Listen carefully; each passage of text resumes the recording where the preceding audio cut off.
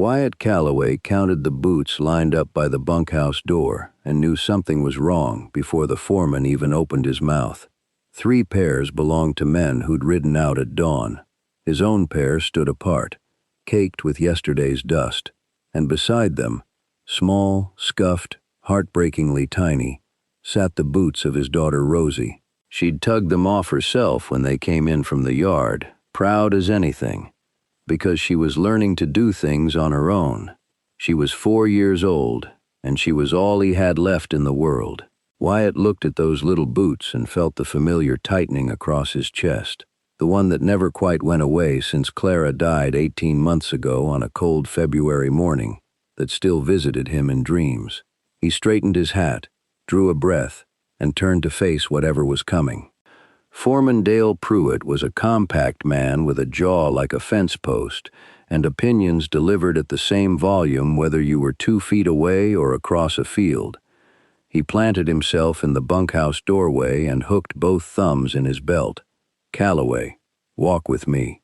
They went around the side of the barn, away from the other hands, which was never a good sign. The Nevada sky was its usual October indifference, pale blue and enormous, the kind of sky that reminded a man how small his troubles were supposed to feel. "The girl," Pruitt said. He didn't elaborate. He never wasted syllables he didn't have to spend. "She's no trouble," Wyatt said. "She stays in the tack room when I'm working. She's quiet.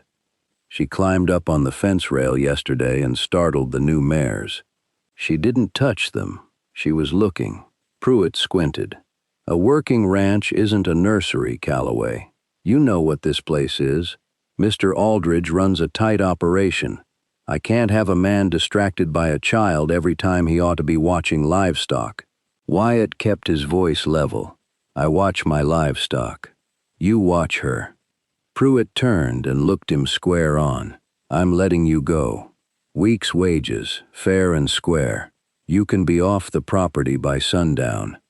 The sky didn't move. The wind kept blowing. Wyatt thought about those little boots by the door. Pearl Whitmore arrived at the Aldridge Ranch on the 11 o'clock stage from Elko because she had precisely $6 to her name and a letter from a woman named Mrs. Aldridge that promised a position as household manager. The letter had been warm and specific.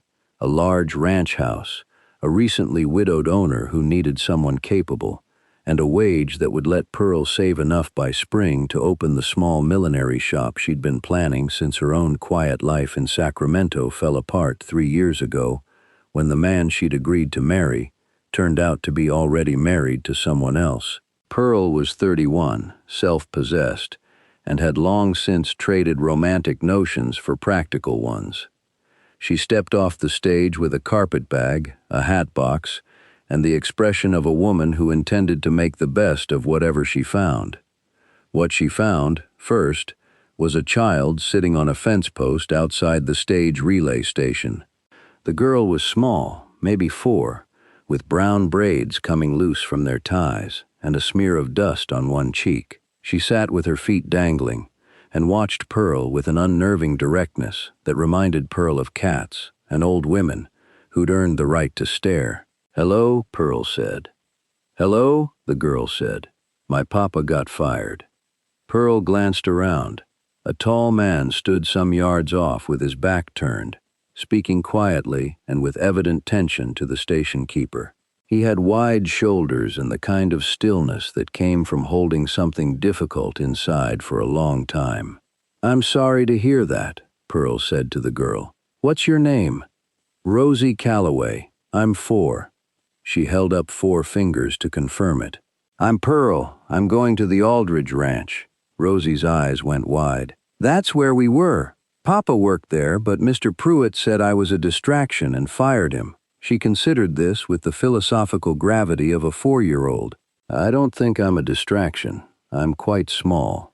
The tall man had turned around. He looked at Pearl with dark eyes that were wary and tired, and something else she couldn't name yet. He touched the brim of his hat.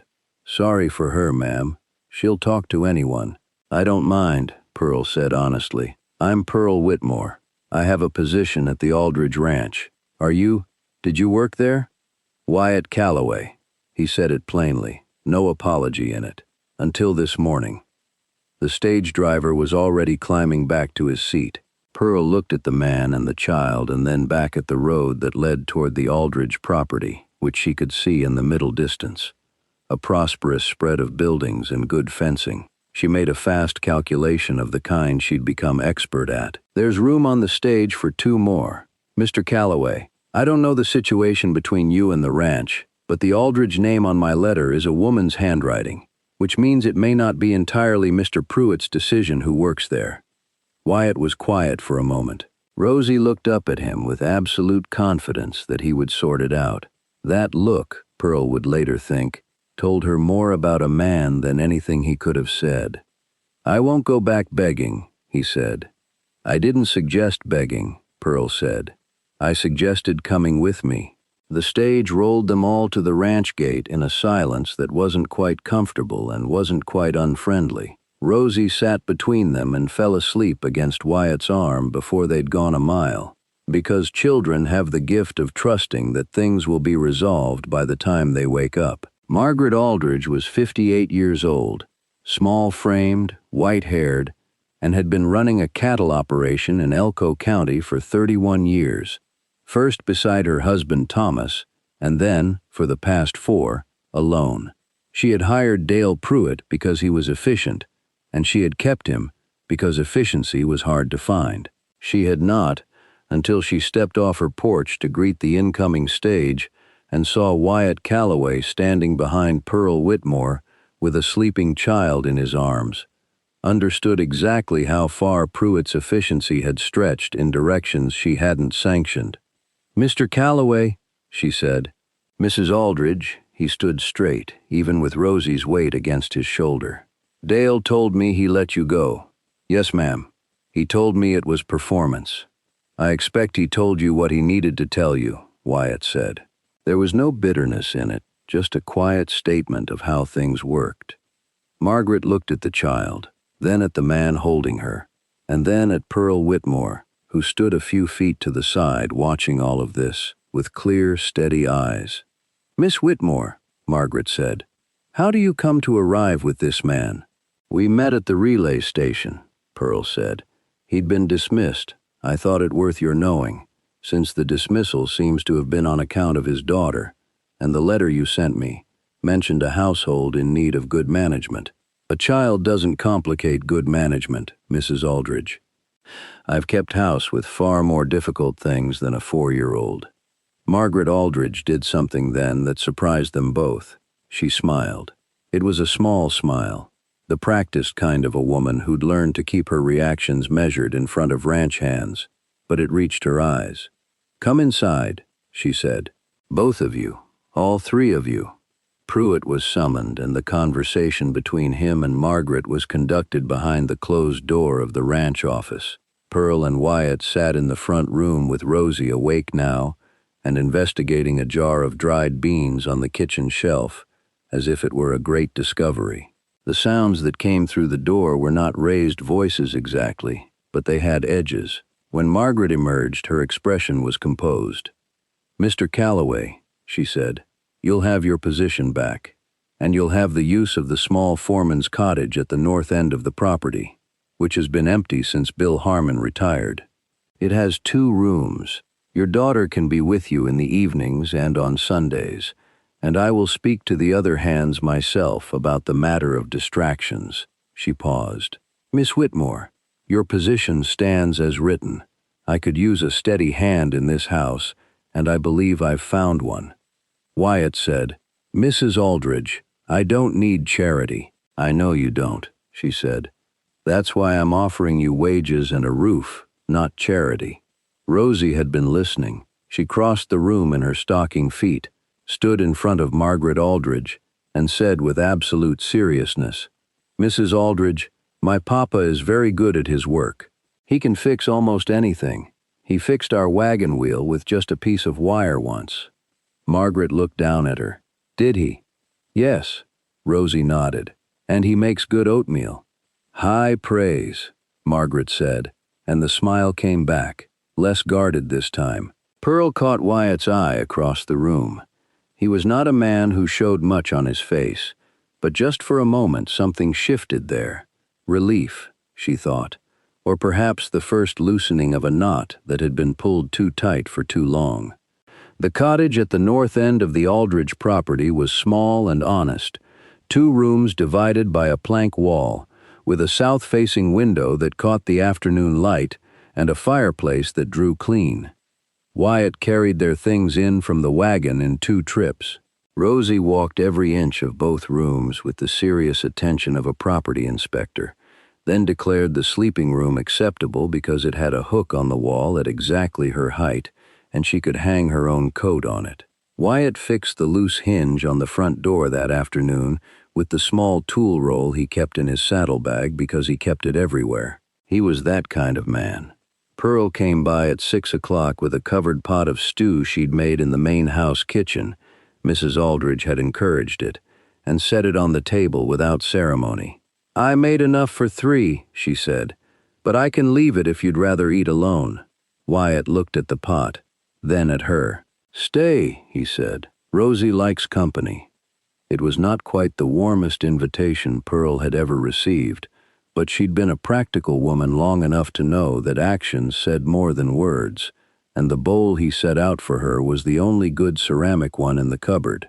He gave himself the chipped tin one without remarking on it. "The child eats first," he said, setting Rosie's bowl down before either of theirs, and there was something in how he said it, not as a rule being stated, but as the natural order of a world he'd arranged with care, that lodged itself quietly in Pearl's chest. They ate. Rosie explained at length a theory she had about why birds sat on fence posts. It involved the birds thinking the posts were thin trees. Wyatt listened to her with the same attentive gravity he gave to everything, occasionally saying, "Is that right?" in a tone that was neither condescending nor falsely impressed, but genuinely present. Pearl found herself watching him more than she meant to.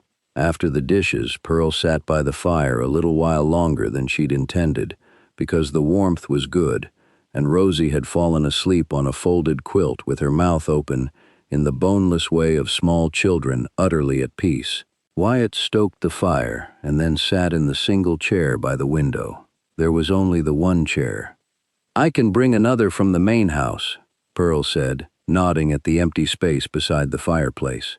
He looked at the space as if he hadn't noticed the lack before, which perhaps he hadn't, since he was a man who seemed to need very little for himself. "Don't trouble yourself," he said. "It's no trouble," Pearl said. "Everyone ought to have a place to sit by their own fire." He didn't answer right away. The fire settled. Rosie breathed. "She talked to you like she'd known you an hour," Wyatt said. "On the fence post. She doesn't usually do that." "Children know things," Pearl said.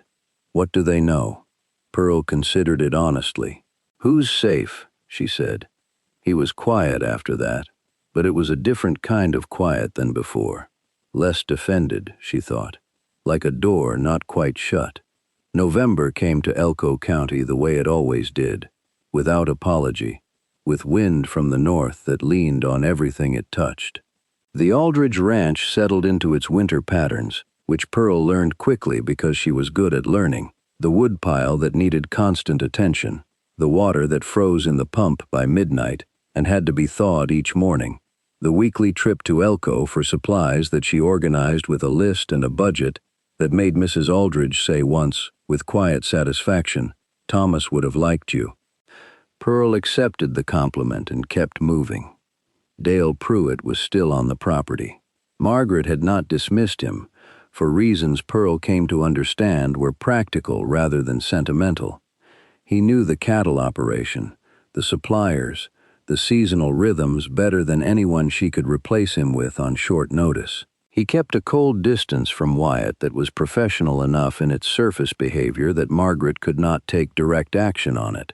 But Pearl noticed how Pruitt spoke to Wyatt in front of the other hands, choosing words that were technically neutral and tonally cutting in a way only Wyatt would fully register. She noticed how Wyatt absorbed it without reaction, which cost him something she could see in the set of his jaw by day's end. Rosie, for her part, was managing the winter beautifully. She had made a friend in the ranch cook's grandson, a boy named Abel who was 5 and treated Rosie with the patronizing generosity of the older and wiser. She had also, somehow, acquired a harmless barn cat she called Senator, who slept on her coat and had no opinion about anything.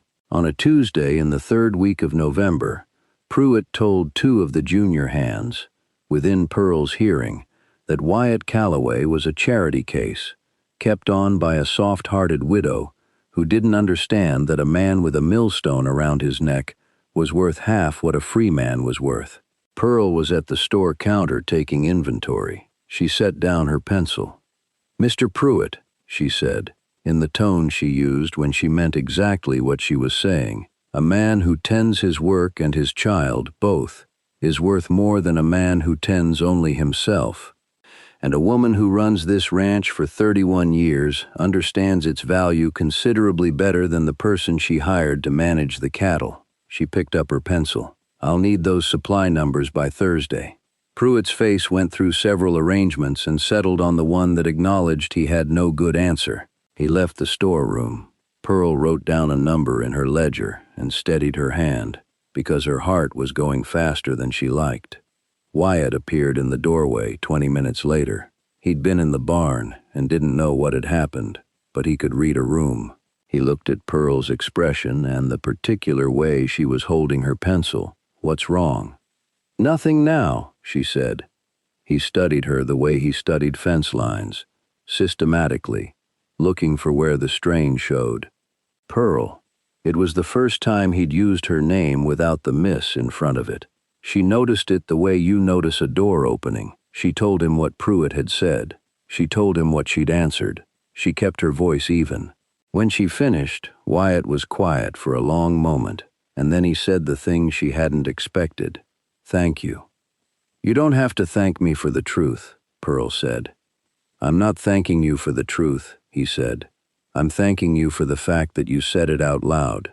The external thing came in December, as external things in the territory had a way of doing, arriving by daylight in the form of a man named Carver from the Nevada Land and Development Trust, who had an office in Reno and papers that smelled of lawyers. He rode onto the Aldridge property on a Tuesday morning and asked to speak to the owner, and when Margaret received him in the front room, she sent for Pearl to take notes, because Pearl's handwriting was clear and her memory for exact language was useful.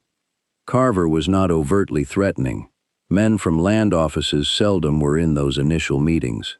He explained, with great courtesy, that the trust had been acquiring water rights along the creek system that fed the Aldridge property, that certain prior registrations in Mrs. Aldridge's name had technical deficiencies that a court might find significant, and that the trust would be very interested in coming to an arrangement that would be favorable to all parties. The arrangement he described would transfer most of the eastern grazing land in exchange for a cleared title and a modest annual payment. Margaret's face showed nothing. Pearl wrote everything down. "I'll want my attorney to review this," Margaret said. "His office is in Elko." Carver smiled pleasantly. "Of course. I'd encourage speed, Mrs. Aldridge. These matters have a way of becoming complicated." After he left, Margaret sat for a moment in her chair. Pearl finished her notes and looked at the older woman. "He mentioned the water rights twice before the land," Pearl said. "That's where the real problem is." Margaret nodded slowly. "Thomas registered those creek rights in '68. I have the papers in the strongbox, but I haven't looked at them in years. I don't know if there's a deficiency or if he's fishing." She paused. "I need someone who can ride the full eastern boundary and tell me what the actual state of the creek markers is, before the attorney comes." "Wyatt," Pearl said, without hesitation. Margaret looked at her. The look was not unkind. "Yes," she said. "I think Wyatt."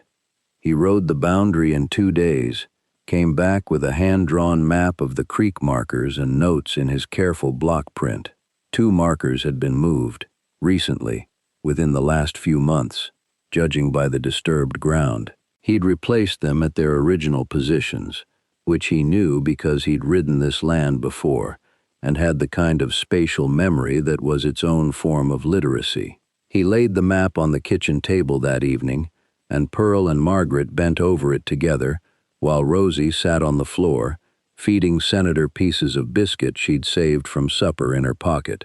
"The filings are sound," Pearl said, tracing the creek line with one finger. "If the markers are correct, and they are now, there's nothing for a court to find defective." "He was banking on no one checking before the snow came," Margaret said. "Dale should have caught this." It was not a question.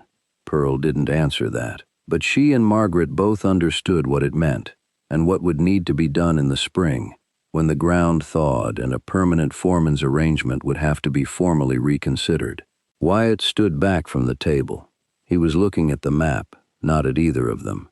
"When you write to your attorney," he said to Margaret, "you might want to include a note that the markers were disturbed, not deteriorated. It tells a different story." "It does," Margaret agreed.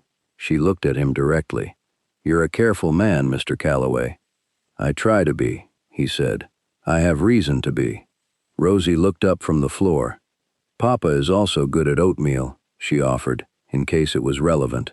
Nobody laughed exactly, but the room loosened in the way that only laughter can loosen it, and Pearl put her hand briefly on the corner of the table where Wyatt's hand rested, and then moved it away, and neither of them remarked on it, but the warmth was there. The attorney came on a Friday in mid-December, reviewed the documents and the new survey notes Wyatt had written up, and wrote a return letter to the trust that was, by the attorney's description, politely definitive. The trust sent no further emissaries.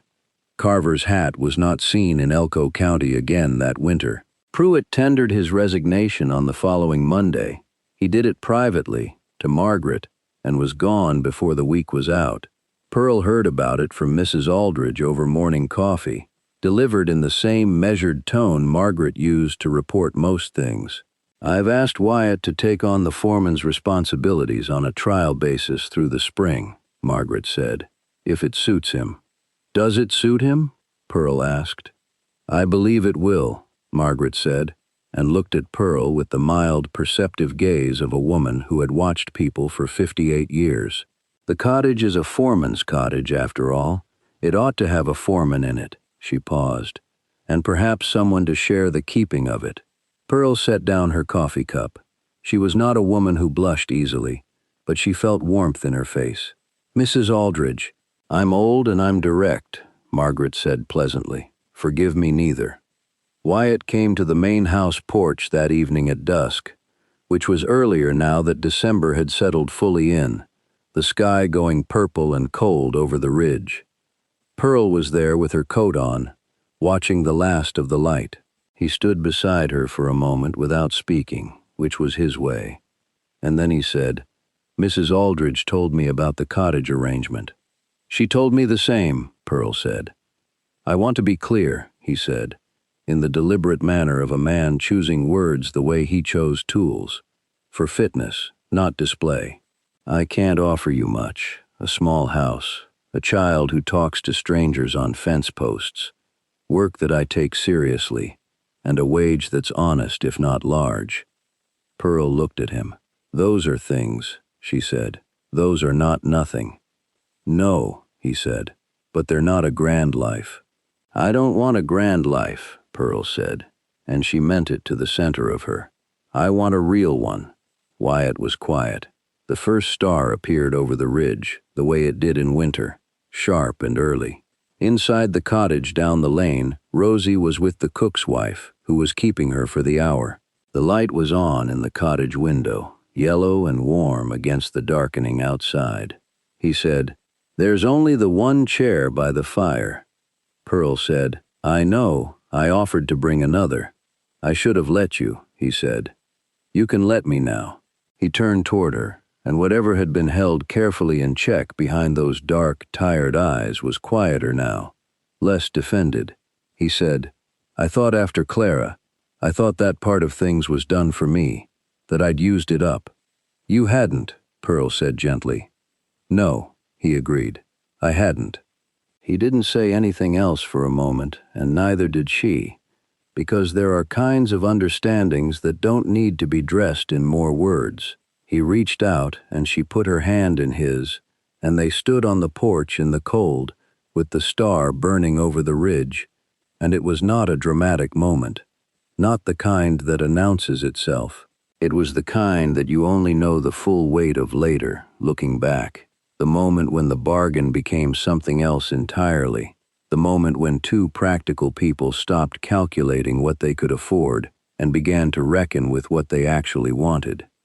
Rosie came clattering out of the cook's house 20 minutes later and saw them on the porch. She stopped, looked at their joined hands, looked at their faces, and said, with the decisive air of someone confirming a thing she already knew, "Good." Then she ran inside to check on Senator. Pearl Whitmore and Wyatt Calloway were married the following March in the Elko Valley Church, on a Saturday that came in clear and cold and then warmed by afternoon until Pearl didn't need her shawl. Rosie wore a white ribbon in her braids that she'd chosen herself from Pearl's hat box, and she stood beside them at the front of the church with the focused solemnity of a very important person, which she was. Mrs. Aldridge sat in the front pew and brought her good handkerchief. The cook's wife wept in a cheerful way. Abel, the cook's grandson, was deeply unimpressed by the ceremony but ate 3 pieces of wedding cake, which was its own kind of endorsement. The second chair appeared by the fire in the cottage that evening. Wyatt had made it himself, over the winter months, in the evenings after Rosie was asleep, quietly, a board and a joint at a time, sanded smooth and pegged solid. He brought it in from the barn where he'd kept it, and set it beside the first without a word, because it didn't need a word. Pearl looked at it for a long moment. Then she sat down in it, and the fire burned, and Rosie was asleep in the next room with Senator on her coat, and the wind pressed against the windows with the easy familiarity of a neighbor who knows the door will hold. Pearl looked at Wyatt across the fire. He looked back at her. That was all. That was plenty. They say the frontier made hard people. Sometimes that's true. Sometimes the hardness is just what forms on the outside of a soft and careful heart that has been weathered long enough without shelter. And sometimes all it takes is one small girl on a fence post, talking to a stranger, certain in the way children are certain that the right things will find each other if you just leave the door open. You know someone like that, I'd wager. Someone who found what they needed in the most sideways, practical, unexpected fashion, through a bargain or a chance or a stew pot carried to a stranger's door. That's the way of it out here. That's usually the way of it anywhere. If Wyatt and Pearl's story put something warm in you tonight, leave a word in the comments about it. Tell us whether you think Rosie knew all along that Pearl was the one, because I think she did. And if you'd like more journeys through the old frontier, the kind where good people find each other against all the odds the territory can throw at them, then subscribe and come back. We have more stories where this one came from. Good night. God bless you and yours, and may you always have a fire to sit beside and someone worth sitting with.